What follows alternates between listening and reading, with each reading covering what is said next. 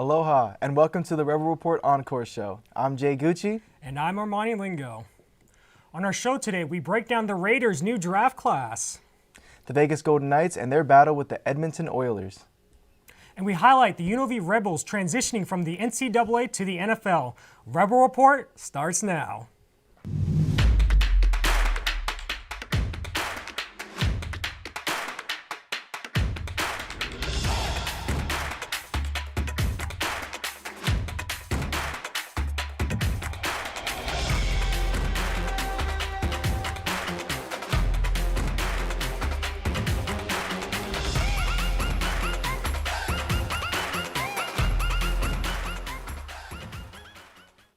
The NFL Draft happened this last week in Kansas City, and your Las Vegas Raiders got busy. Here's Amber Dameyer with the breakdown.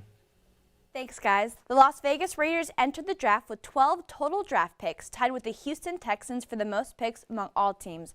However, with trading up to get their guys, they landed with 9 picks. Josh McDaniels and Dave Ziegler had a plan and stuck with it, focusing on choosing players they saw potential in for the team's rebuilding process, all having a special trait the coach and the GM saw, and I'm here to break them down for you.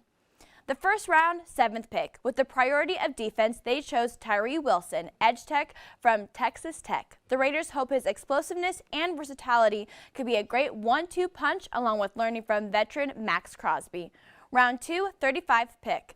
Michael Mayer, tight end Notre Dame from the Raiders. They had their eyes on him as they traded 3 spots up to grab their tight end.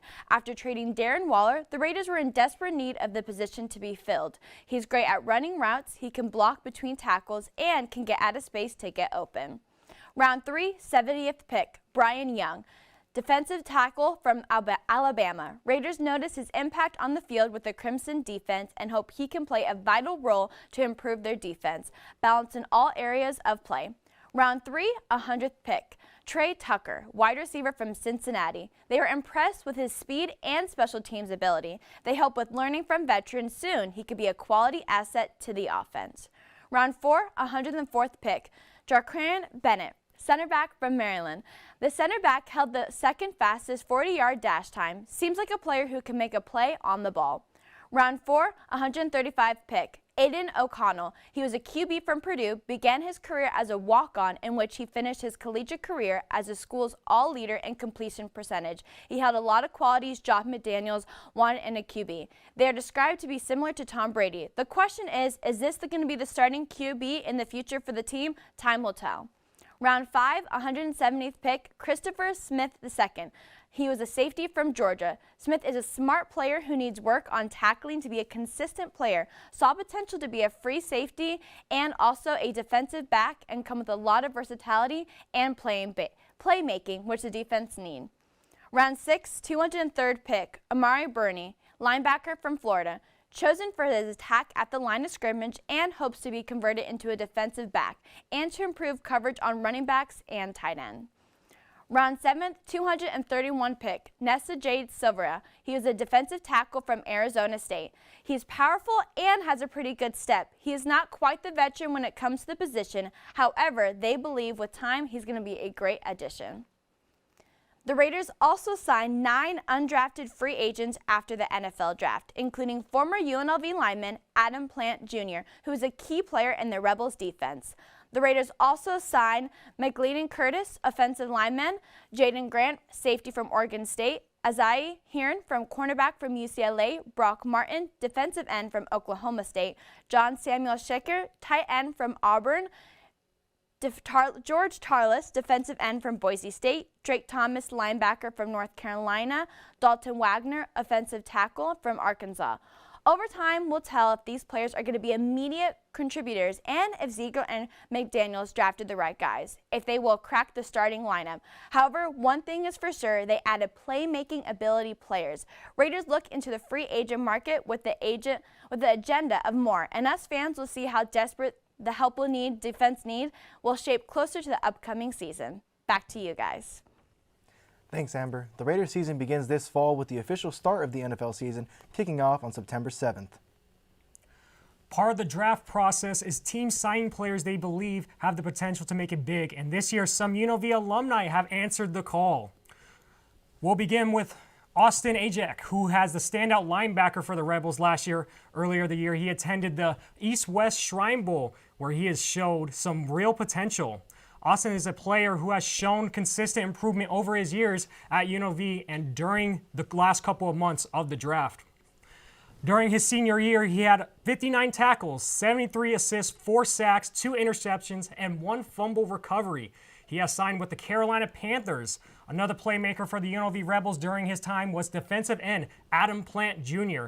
We did mention the former Bishop Gorman star who had 55 tackles, 7 sacks, and 3 forced fumbles as a senior for the Rebels. He will be staying home after signing with the Las Vegas Raiders. Kobe Bryant, an offensive lineman, will be heading to the Big Apple as he signed with the New York Jets. In terms of his collegiate career, he joined the Rebels after spending 3 seasons at SMU. Kobe was one of the 3 Rebels who were chosen to play in the Tropical Bowl earlier this year.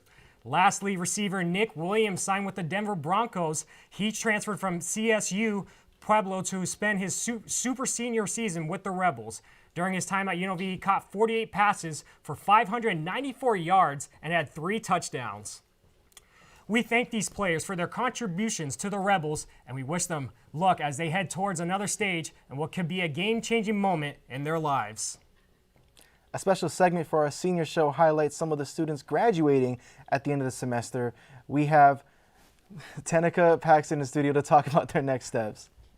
Thanks, guys. As you know, it's tough work finishing college, and all of us here today have done just that. And with just a week left until we walk on that stage, we want to talk about some of our favorite UNLV moments and where we see ourselves after this chapter. So, Tenica, I'm going to start with you first. What is your favorite memory here at UNLV? Honestly, I kind of want to be cringy and say Rebel Report. I think just I've never felt so connected to a group of peers like I have with this group, and it's been really interesting, just that learning curve, just in terms of just how much we've been able to grow as a team and individually for myself. So I want to say these people and this opportunity, yeah. And Luke, what's your favorite? Yeah, I'm going to steal Tenica's. I'm going to say Rebel Report too. I think we've all grown as a group, and it's been really nice to see. And I think all the work we've done here will really benefit all of us in the future. I mean, I have to agree. I think Rebel Report has really helped us grow a lot. And like with me specifically doing the radio, the newspaper, Rebel Report, just being involved in everything this past year has been crazy. So I want to ask you guys, where do you guys see yourself after graduation in like the next 5 years? Well, I mean, hopefully working in sports media, I would love to have a big job on the big stage, wherever that may land me, either here in America or Australia. But yeah, ultimately just kind of growing in my education journey, and then yeah, just learning every year and finding my way onto the big stage. What about you, Luke? Yeah, I mean, I've really been interested in the sports marketing side of things.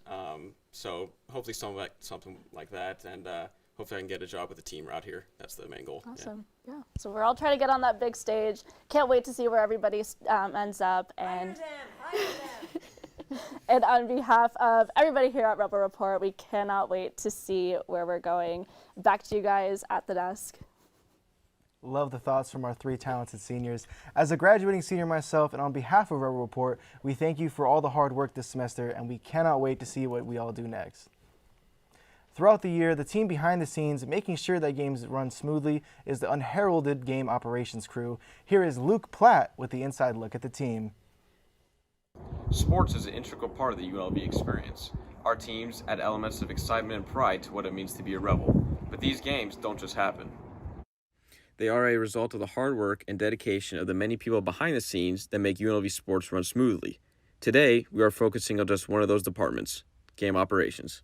Game operations here at UNLV, it's kind of the logistical type of thing that we do for every event. So a lot of the things that aren't thought about so much, not the forward-facing aspects of the event, if you will.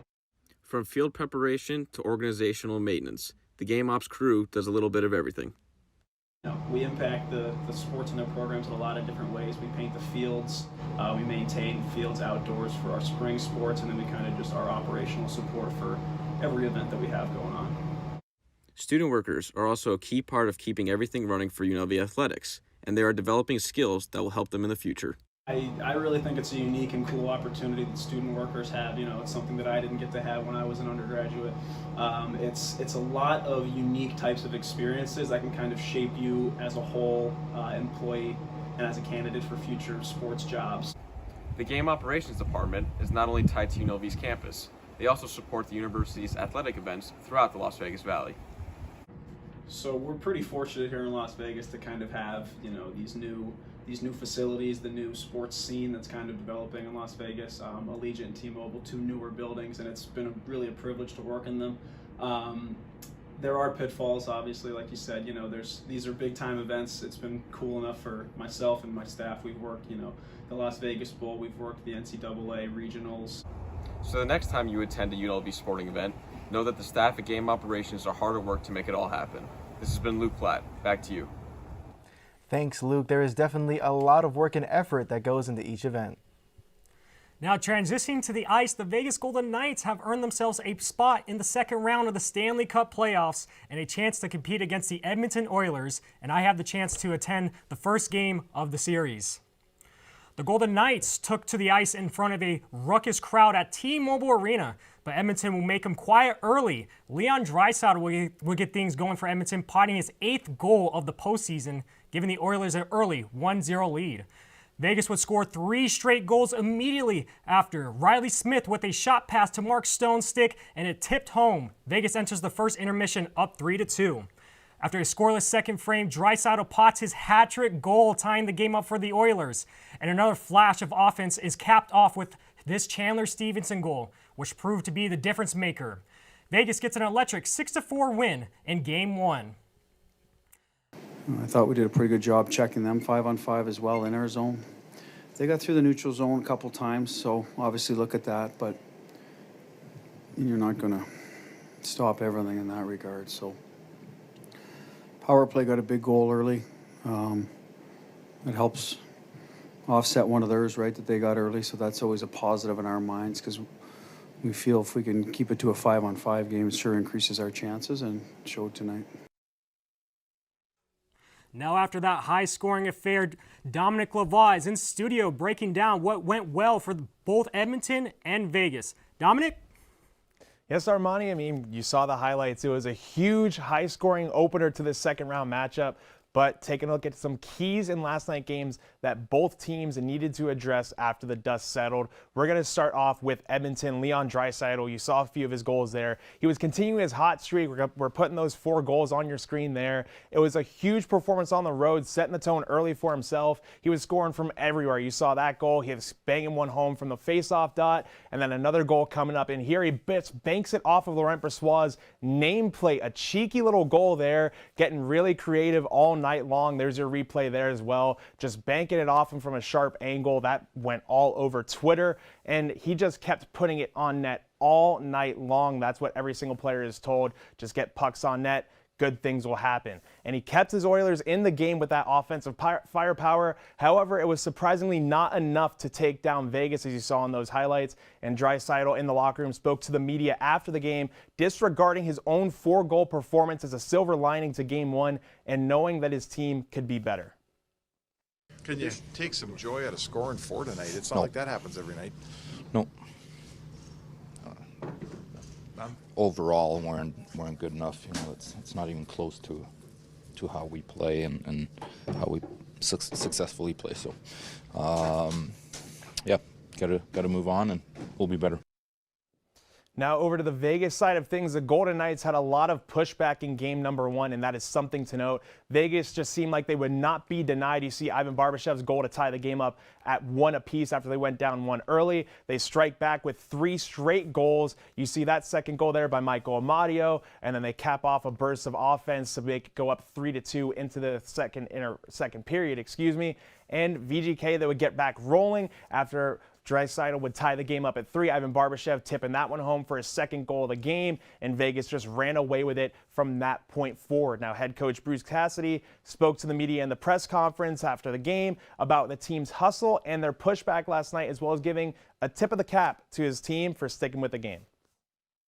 We're going to give up goals this series, right? I mean, we know that. This is, how we give them up is the thing we're going to really work hard at.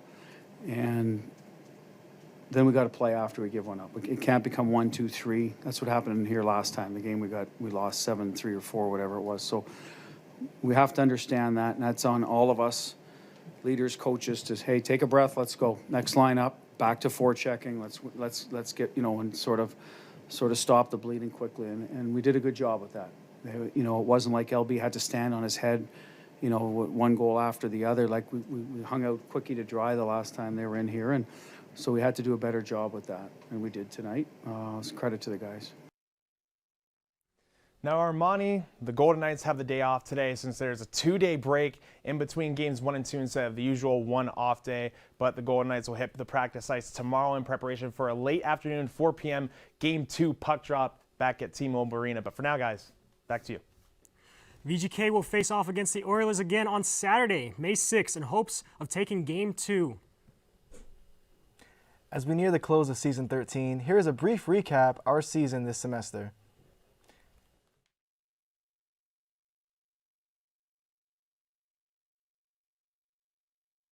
This is a Rebel Report. I'm Dominic Lavoie. And I'm Riley Pay. I'm Tanika Ash. And I'm Kirk Massey. My name is Jose Blea. And I'm Paxton Graham. My name is Armani Lingo. And my name is Jay Gucci. My name is Amber Dameyer. And my name is Ethan McCoy. I'm Tanika Ash. And I'm Luke Platt. I'm Jose Blea. And I'm Paxton Graham. I'm Luke Platt. And I'm Wyatt Touche. I'm Kirk Massey. And I'm Dominic Lavoie. I am Tanika Ash. And I am Jay Thomas.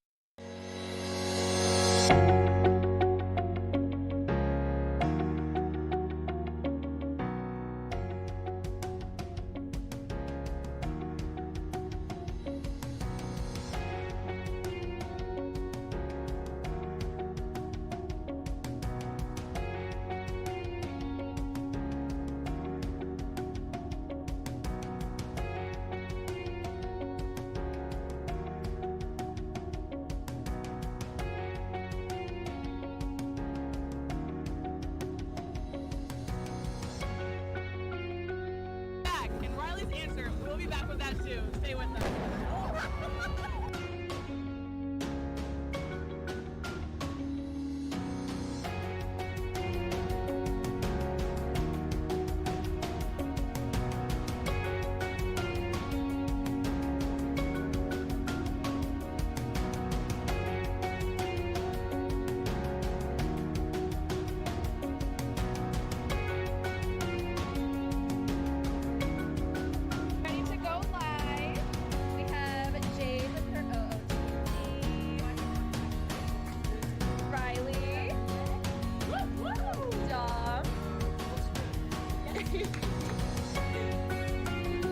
He's got some awesome shoes.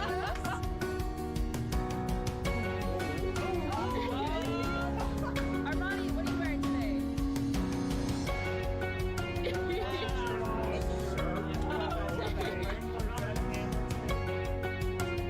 He's ready. We're all ready.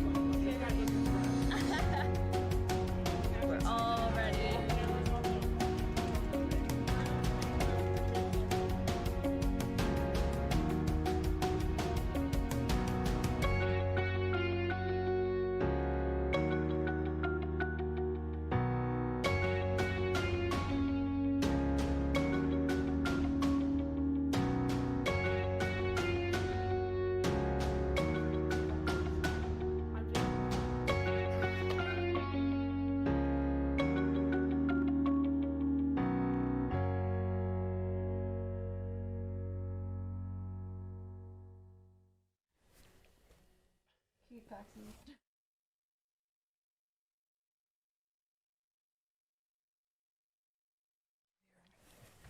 It is great to see how much work everyone put in over the entire semester, and we thank every one of our viewers for following along.